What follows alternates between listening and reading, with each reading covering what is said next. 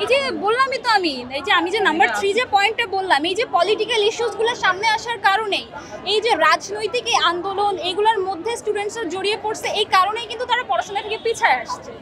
আর এটার জন্য আরেকটা জিনিস তাদের মধ্যে কাজ করছে, যেমন 24 ব্যাচে 3টা এক্সাম দেওয়ার পরে তারাই যে আন্দোলন করছে যে আমাদেরকে অটো পাস দিতে হবে, কি করছে তাদেরকে হচ্ছে আপনার সাবজেক্ট ম্যাপিং করছে।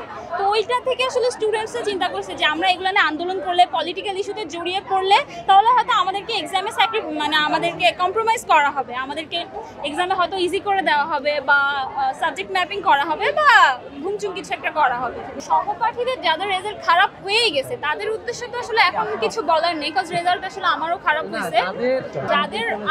যাদের রেজাল্ট খারাপ হয়ে গেছে পলিটিক্যাল কারণে, তাদেরকে তো আসলে এখন আমি কোনো কিছু বলেও তাদের রেজাল্টটা ফিরিয়ে আনতে পারবো না। সো তাদের উদ্দেশ্যে আমি বলবো যে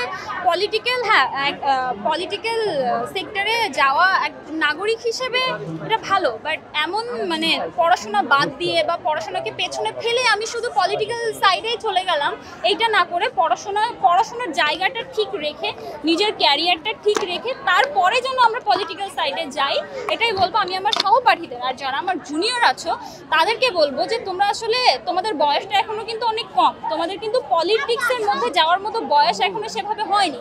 তোমরা এখন পড়াশোনা ক্যারিয়ার নিয়েই থাকো, ইউনিভার্সিটিতে যাও, তারপরে তোমরা পলিটিক্সে যাও, এখন শুধু পড়াশোনাই করো।